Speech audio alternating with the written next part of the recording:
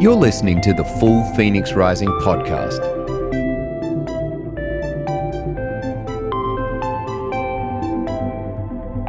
A church as a positive disruption for good.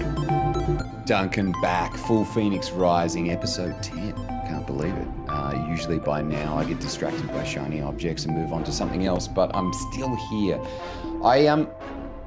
This episode I was going to call a cowpat fight in the middle of field. And the reason I wanted to do that was because it relates to my conversion experience, how I became a Christian. And I grew up going to youth group in the 90s where occupational health and safety wasn't really a thing. We did a lot of stuff that safe spaces or whatever your child protection policy is for your church would probably have conniptions over. And so early 90s went on a youth camp called Tree Stump.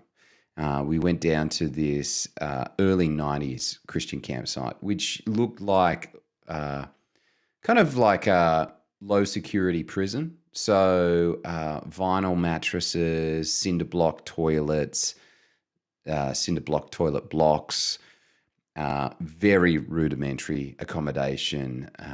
It was an awesome camp though. We would dress up in coveralls and go out into the middle of this field and jump into holes in the ground because some of them were caves and run through fields. I mean, there was no technology or anything like that. So it was just this incredible camp. We had this giant pillow fight. I'm pretty convinced that a number of kids got concussions from the tightly stuffed pillows in the end of a pillowcase wielded like some medieval mace. The camp, though, was fun. I say that not because it was a traumatic experience, because it was actually a bunch of incredible fun, that the kind of fun that when you like relay the messages back to your family, they look at you a little bit shocked and horrified. On that camp, though, we had just finished diving into holes in the ground to see if they were caves. Were there spiders in there? Of course there was. Were there snakes in there? No. The good Lord protected us that day. We were walking back through some farmland fields, and we stopped in this one particular field that had cows in it recently, but those cowpats that the cows had left behind had started to harden up. And one thing led to another. Those cowpats were being thrown around at people, smashing into people, and we had this gigantic cowpat fight. Of course, I'm a young teenager, so it's girls versus boys. And it goes for like an hour, and there's not a single person who isn't covered in cow poo by the end of this thing. And I remember walking out of that field just going, man, I've never had an experience like this. I'm just having the best time. We sit down under the trees, and Bible study leader at the time, or youth group leader, whatever you call them, says Psalm 133, which is, how great and pleasant is it when brothers and sisters dwell together in unity. And it goes on, but that's how it starts. And it gets to this place where there's an experience that is had.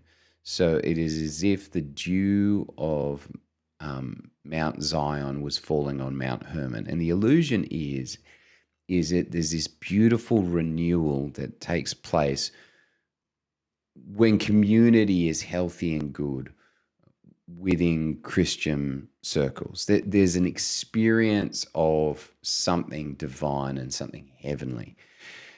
And so my come to Jesus moment was come to Jesus through community moment. And in that moment, I kind of got a sense that this is the kind of friendships, these are the kind of experiences that I wanted.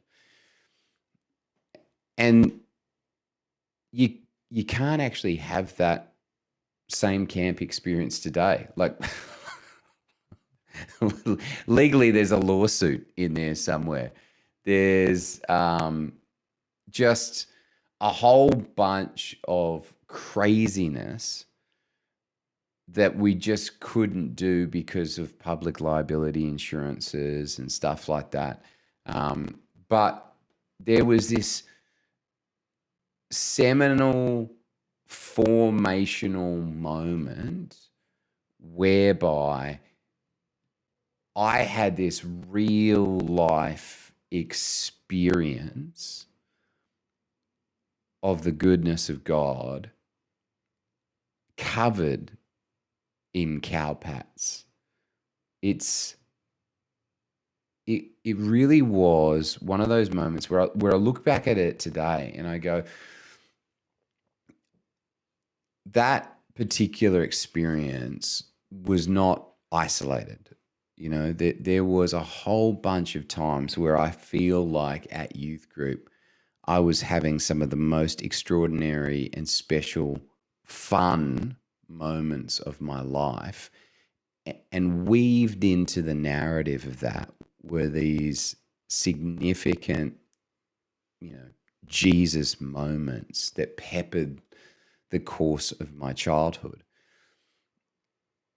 And I can't help but wonder, how do we recapture that today? Like, I was a youth pastor for 10 years, is that there are this orchestration of special community experiences, like the Psalm 133 experience that we are trying to orchestrate in light of all these new liabilities and legalities, which kind of means that you have to mute it significantly. Like, I'm not saying repeal the laws and make youth group more dangerous. That's not what I'm saying.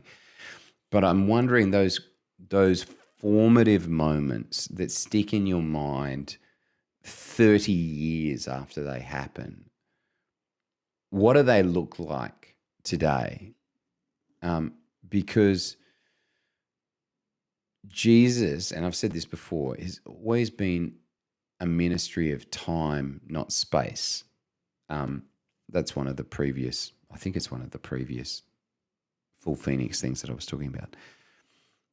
But we are investing time into people, and as part of investing that time into people, there's a revelation